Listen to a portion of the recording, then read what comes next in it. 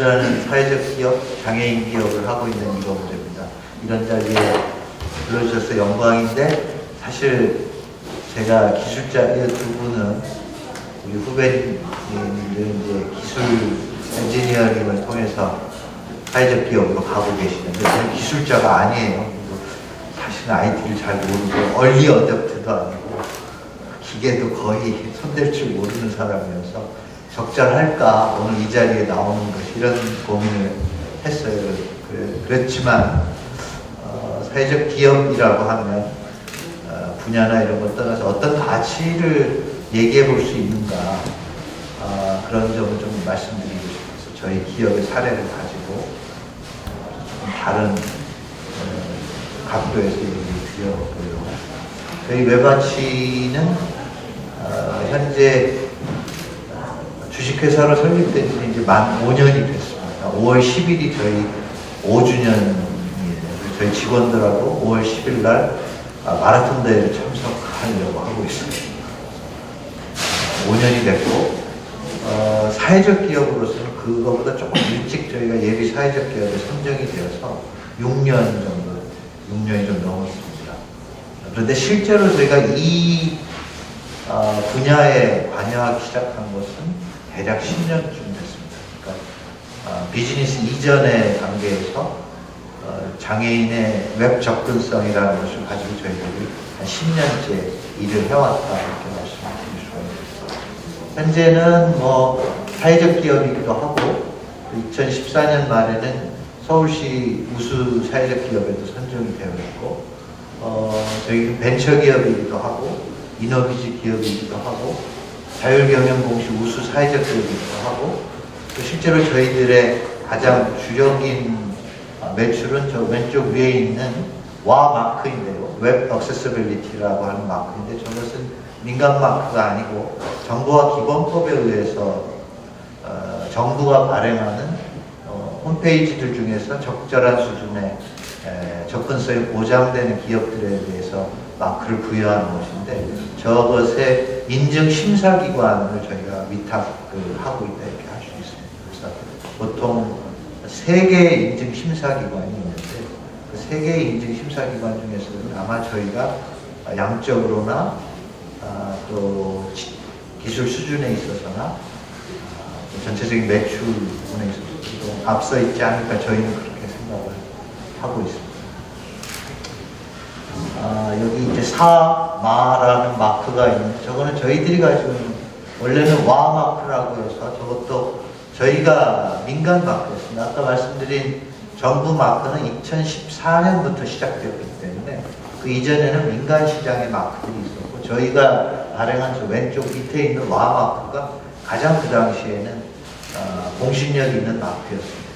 그래서 저 와 마크를 가지고 저희 한 1000개 정도 사이트에다 마크를 부여하고 있고요. 여기 마 마크는 모바일 액세서빌리티의 약자입니다. 현재는 국가에서는 법적으로 저거를 관리를 이제 막 시도하고 있기 때문에 저희가 마크를 붙이고 있고, 현재 저희 매출에 있어서 한 10%에서 20% 정도는 저 마크에서 발생을 하고 있습니다. 저희로서는 저 부분이 저희 회사의 미래에 새로 인접하고 있지만 새로운 분야입니다. 왜냐하면 여러분 두 분 다 앱 쪽을 지금 개발하고 계시듯이 인터페이스가 웹에서 앱으로 많이 넘어가고 있기 때문에 그쪽에 대응하는 거고, 사마크는 소프트웨어 액세서빌리티의 약자이고, 이 부분은 저희가 아직은 구체적인 성과를 내고 있지 못하는데 장기적으로는 웹, 앱, 그리고 소프트웨어까지 저희들의 접근성에 대한 것을 확장을 해보려고 그렇게 생각을 하고 있습니다. 저는 사실 기업 활동을 두 분은 아직 이제 청년 창업가로서 이렇게 후배로서 하고 있는데, 저는 사실 오랫동안 시민사회 영역에서 일을 해왔고, 또 장애인 시민운동에 부분적인 아마 참여를 해왔습니다. 그래서 지금 제가 하고 있는 사회적 기업, 또 주식회사도 제 마음속으로는 완벽한 의미에서의 비즈니스라고 생각하기보다는 제가 해왔던, 또는 저희들이 노력해왔던 장애인 인권운동과 시민운동의 한 연장선에 있다, 이렇게 생각합니다. 물론 그럼에도 불구하고 그 형식이 주식회사라는 형식으로 뛰고 있기 때문에 굉장히 그 안에 다이내믹은 그 시민운동을 했을 때하고 많이 다르다는 것을 하고 있습니다. 웹 접근성이 무엇인가 아마 대부분 잘 아실 텐데, 접근한다는 것은 뭐 이 웹에만 있는 건 아닙니다. 앱도 있고 아까 소프트웨어도 말씀드렸지만 또 우리 앞에서 발표하신 우리 김용태 대표님이 말씀하셨을 때 전기밥솥이 있습니다. 그런 것도 물건도 있고 공간도 있습니다. 물건, 공간, 또 이미지 또는 웹 가상 공간, 이 모든 것에 접근이라고 하는 문제를 제기해 볼 수가 있는 겁니다. 그래서 모든 사람이 동등하게 가능하면 동등하게 접근할 수 있도록 하기 위해서는 어떻게 할 것인가 라고 하는 문제가 있는 겁니다. 그래서 장애인계에서는 이것을 통상적으로 유니버설 디자인이라는 말로, 또 다른 표현도 좀 있습니다. 인클루시브 디자인 이렇게도 표현하기도 하는데, 유니버설 디자인이라는 말로 통칭해서 쓰게 됩니다. 그래서 저희가 하고 있는 웹 접근성도 사실 큰 의미에서는 유니버설 디자인의 한 분야다, 이렇게 말씀드릴 수 있는 거고요. 유니버설 디자인은 이런 공간, 물건, 가상 공간, 또 이런 것에 접근할 때 인간이 어떻게 부분적인 어떤 시각 또는 청각 또는 지체 이런 장애에도 불구하고 접근할 수 있을 것인가라고 하는 것과 관계되어 있는 거죠. 우리나라의 법 체계로는 건축물에 대해서는 건축법에서 또 노인, 장애인, 임산부 등을 위한 법에서 이 접근권을 물리적 공간에 대한 접근권을 상당히 잘 법제화가 이미 되어 있습니다. 물론 우리나라가 그게 늦었기 때문에 과거에 만들어진 건물들은 또 그러기는 어렵지만 일정 시기 이후에 만들어진 건물들은 그런 두 가지 법에 의해서 상당히 잘 보장이 되고 있다고 할 수가 있습니다. 그리고 이제 두 번째 접근권인 정보 접근권이 최근에 법제화가 시도가 되고 있는 겁니다. 이것도 두 가지 법률에 의해서 보장이 되고 있는데, 하나는 정보화 기본법, 즉 정보를 다루는 기본법에서 좀 보장을 하고 있고, 또 하나는 장애인 차별금지법이라고 하는 것에 있어서도 웹 접근성, 웹에 접근할 때 차별이 없어야 된다, 이런 부분을 좀 보장을 하고 있습니다. 사실 이런 새로운 인터페이스들이 생긴다라고 하는 것도 과학기술이 발전해서 하는 것은 기본적으로 인간에게 새로운 가능성을 주는 것이라고 하지만 때로는 이것이 새로운 장벽이 되기도 하는 겁니다. 그래서 우리가 기본적으로는 과학기술의 발전이 장애인이나 또 사회적 약자들에게 기회를 준다고 말할 수 있지만, 그 기회를 진정한 기회로 만들기 위해서는 그냥 기다려도 되는 것은 아닐 겁니다. 좀 더 적극적인 노력과 이런 것이 필요하다고 생각합니다. 웹 접근성 심사 항목은 KWCGA 2.0이라고 하는 기준에 의해서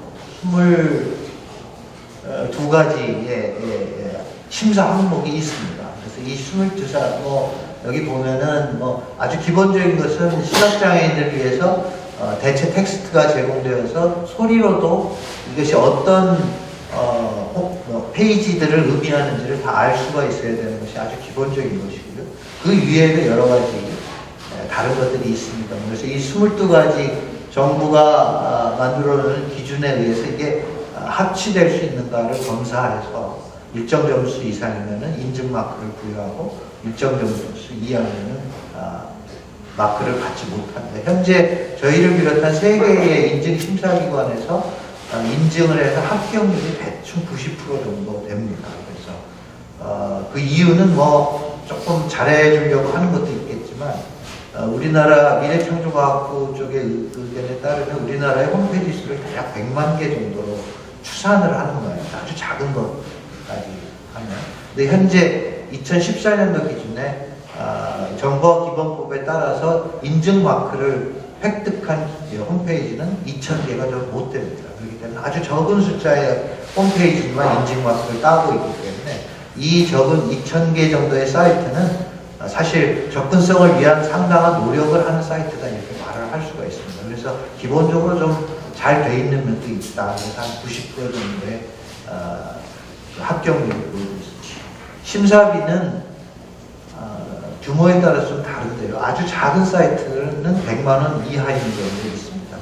그렇고 저희 기업으로 보면 저희한테 인증을 하는 경우에 최대로 가격이 높았던 것은 2천만 원 정도 되는 사이트. 이런 경우에는 이제 사이트도 굉장히 크고 방대할 뿐만 아니라 특히 금융권 사이트 같은 경우에는 보안 문제 같은 것이 걸려있기 때문에 외부에서 심사를 할 수가 없습니다. 열어주지 않으니까. 그래서 이제 은행 안에, 그 전산실 안에 들어가서 심사를 해야 한다든지, 그 다음에 보안과 관계된 부분이 있다든지, 어플리케이션이 많이 달라붙어 있다든지, 이런 경우에는 최대 한 2천만 원 정도까지 저희가 심사하는 걸로 보면 그렇게 될 수가 있습니다. 저희가 이제 이 웹 접근성이라고 하는 것은 어디에서 나오냐면 W3C, 월드 와이드 웹 커뮤니티가 있는데 거기에서 먼저 정해지는 겁니다. 그래서 우리나라에서 하는 게 아니고 월드 와이드 웹이 그 월드 와이드 웹 환경을 만들어가면서 97년부터 웹 접근성 위원회를 만들고 거기서 가이드라인을 제시하기 시작하는 겁니다. 그리고 그것을 한국 정부가 받아가지고 웹 콘텐츠 접근성 지침 같은 것을 만들고 한국형 웹 콘텐츠 접근성 지침 같은 걸 정부, 과거에는 정통부에서, 현재는 미래창조과학부에서 가이드라인을 제시해서 현재는 2.1, 작년까지는 2.0의 기준에 있고 올해 2.1 버전이 새로 정리가 된 것 같습니다. 그 다음에 아까 말씀드렸던 국가정보기본법, 그 다음에 장애인 차별금지법 등에 의해서 이 웹 접근성이 어떻게 제도화되어 있는가 이렇게 말씀드릴 수가 있습니다. 그런데 웹 접근성이 실제로 홈페이지에서 어느 정도 보장되어 있는가라고 하는 면에 있어서 한국이 그렇게 우수한 나라는 아닙니다. 그러니까 한국은 IT로는 굉장히 선진국이라고 할 수가 있는데 웹 접근성 분야에 있어서는 미국이나 유럽의 일부 나라보다 그렇게 좋지는 않습니다. 그거는 여러 가지 이유가 있을 텐데요. 그렇긴 한데 이 접근성을 심사하고 푸시해가는 노력은 사실 한국이 제일 잘하고 있다고도 말할 수가 있습니다. 이제 아까도 말씀드렸던 국가가 인증 마크를 부여하고 심사를 해서 통과시키고 이런 제도화되는 경우는 제가 알고 있기로는 세계적으로도 아주 예외적인 사례입니다. 그래서 전반적인 웹 접근성의 상황은 아직 조금 더 노력을 해야 되고 특히 우리가 IT 강국이라고 하고 있는 면에서 좀 부족한 점이 있지만은 그것을 제도화하려고 하는 노력은 굉장히 빠른 속도로 되고 있고 상당히 체계적으로 되고 있다 이렇게 말씀드릴 수 있습니다. 그 이유는 한국 장애인들이 상당히 세기 때문입니다. 생각보다는 사회복지적 환경은 굉장히 열악하지만 사회적인 장애인 운동, 사회적 에너지 이런 거는 사실 세계적으로 굉장히 센 나라이기 때문에 그런 것들을 밀어가는 힘이 상당히 높다고 할 수가 있겠습니다.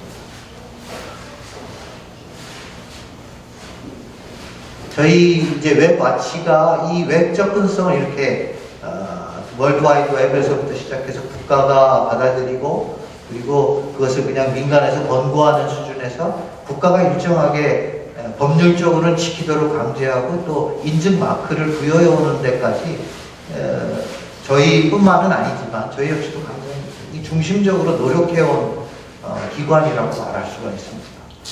아까도 말씀드렸듯이 저희는 저도 그렇고 저희 웹와치도 한국 장애인 인권 포럼이라고 하는 장애인 단체에서부터 시작이 된 건데요. 2006년도에 저희가 처음으로 1000개 정도의 웹 홈페이지의 접근성을 조사해서 발표를 시작했습니다. 그리고 우수한 사이트에 대해서 인증 마크를 아까 저희 와마크라고 보여드린 것을 부여를 했습니다. 반대도 굉장히 많았습니다.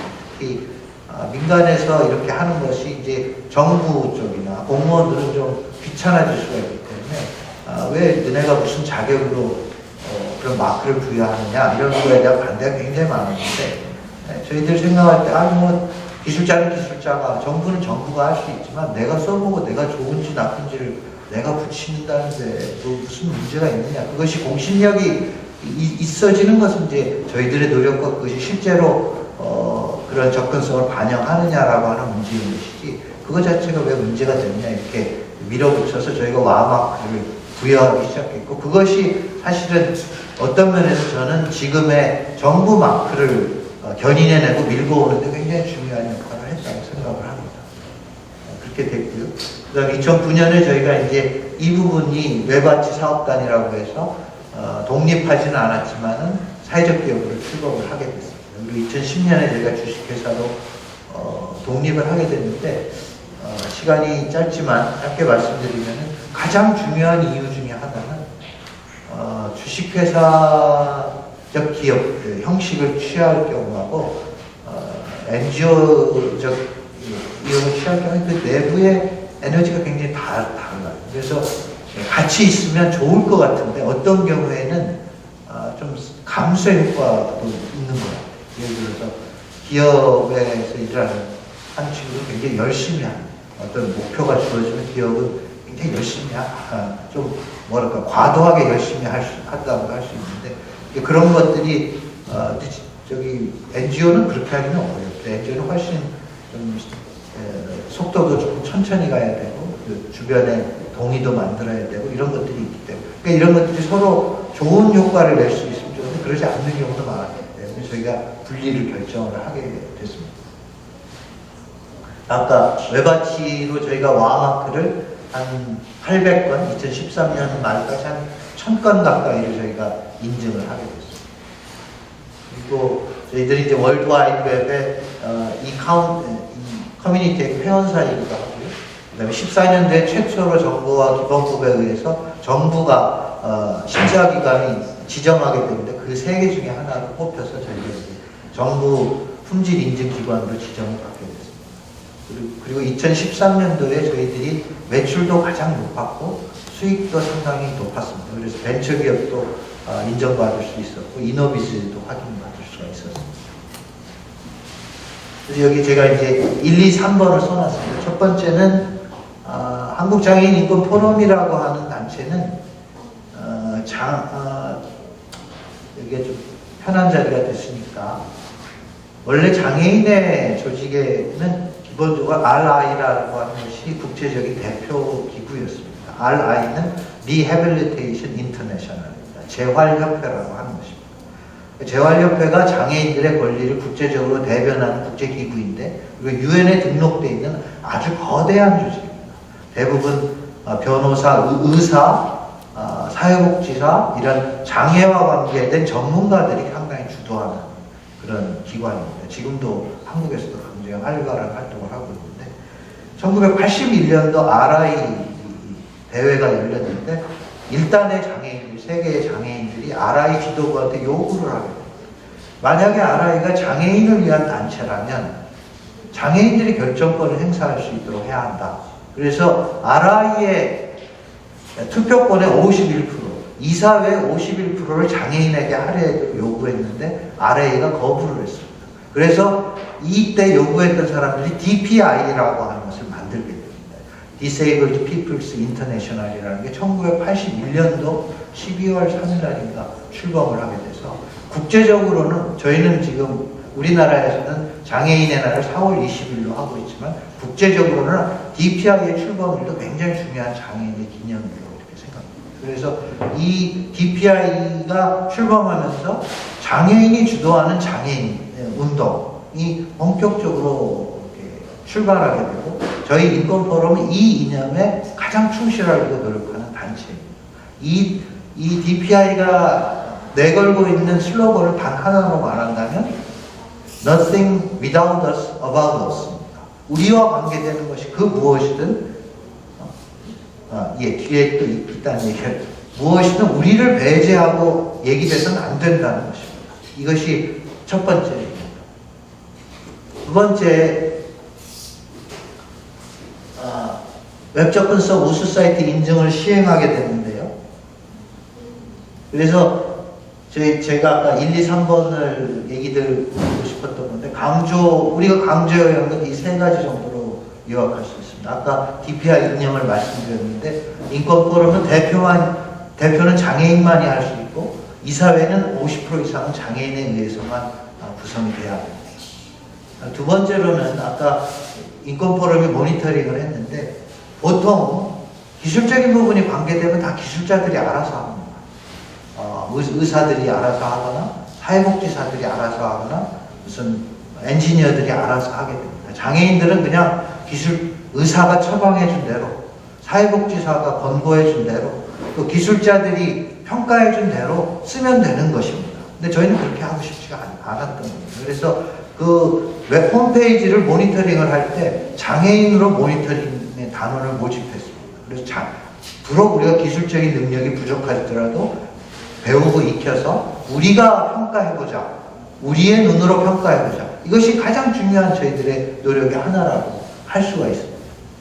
이 과정에서 무엇이 생겼냐면 기술심사와 사용자 심사를 병행하도록 만드는 것입니다. 지금 우리나라에서 아까 국가가 인증마크를 부여한다고 했는데 그 인증마크는 기술자들에 의한 심사, 그건 뭐 장애인도 기술을 가지면 심사를 할 수 있습니다. 심사자가 될 수 있습니다. 또 비장애인들도 기술을 가지고 있으면 심사가 될 수가 있는데 그것과 그냥 장애인 당사자들이 그냥 보고 하는 심사를 물론 비중은 작지만 같이 하도록 만들 수 있었던 겁니다. 즉 제도화의 과정에 있어서 그냥 그것이 결과적으로 어떤 이득을 주느냐, 결과적으로 누구한테 편익을 주느냐만 중요한 것이 아니고 누가 참여하느냐, 그 참여하는 과정에 장애인이나 노인이나 여성이나 아동들이 목소리를 낼 수 있느냐, 이것이 저는 굉장히 중요한 문제이고 저희는 그 관점에 서서 사회적 기업을 조직해 왔다고 말씀드릴 수가 있습니다. 그래서 저희는 사회적 경제란 무엇이냐를 다시 원론으로 되돌아가서 생각해 볼 수 있다고 봅니다. 하나는 우리가 시장을 알고 있습니다. 시장은 경제 효율성이 주배하고 기업과 주식회사가 주인이 되는 것입니다. 국가 공공 영역이 있고 여기는 평등과 공공성이 중심이 되는 사회. 우리가 얘기하고 있는 사회적 경제는 그 중간쯤 어디에 있을 것인데 정확하게 여기는 무엇을 어떤 가치를 중심으로 생각해 봐야 되는지 저는 진지하게 사회적 기업의 사회적 경제에 종사하는 사람들이 생각해 봐야 한다고 생각합니다.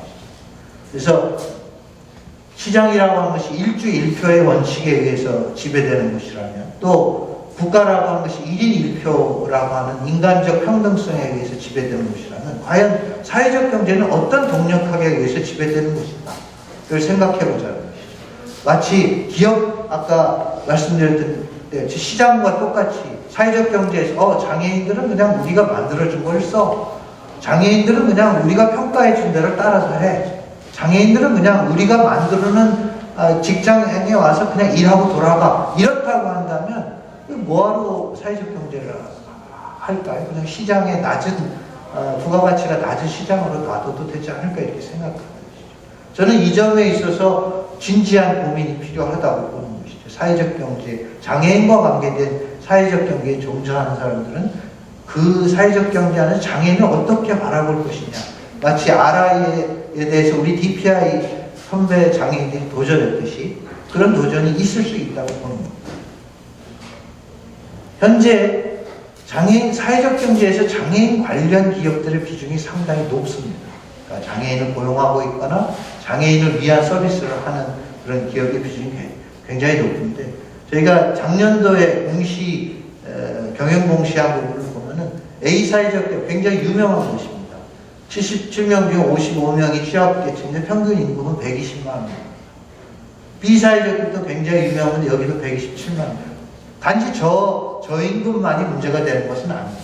근데 그 밑에 있는 것은 더 심각한 상황이 있는 것입니다. 자, 이것이 장애인과 관계된 사회적 경제의 전부라고 하면 전 장애인들이 사회적 경제에 그렇게 기대하지 않을 거라고 생각합니다. 무엇을 더 바랄 수 있겠습니까? 또 소외라고 하는 것은 결과적인 소외만이 아니라 과정에 있어서 어떻게 그 기업 안에서 장애인들이 참여하고 있는지 아무것도 드러나고 있지 않습니다.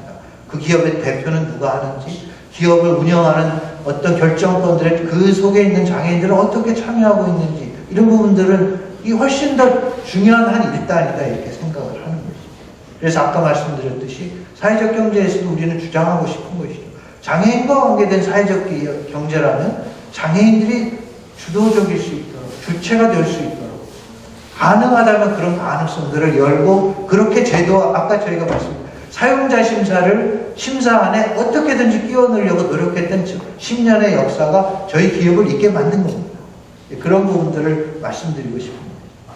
그래서 어떤 분야에서 장애인의 주도성, 책임성이 보장될 수 있는지를 찾아보고 그런 분야에 있다면 그곳에서는 장애인들이 그렇게 참여할 수 있도록 장애인이 기회를 줘야 되고 제도화해야 한다고 생각하는 것입니다. 그래서 예를 들어 저는 이런 부분을 생각해요. 장애인이 기획하고 진행하는 장애인 여행사 이런 거 생각해 볼 수 있을 겁니다. 또 장애인이 중개하고 평가하는 장애인 활동 보조 서비스 중개기관, 그럴수록 장애인의 니즈를 잘 알고 장애인을 옹호할 수가 있습니다. 그러니까 이런 부분들에서 사회적 경제가 보다 진지하게 장애인 문제를 생각해 보는 것이 사회적 경제를 풍부하게 하고 장애인들로 하여금 사회적 경제에 대한 어떤 기대를 하게 할 수 있는 것이 아닐까 이렇게 생각이 들어서 저희 기업의 사례를 가지고 말씀드렸습니다. 감사합니다.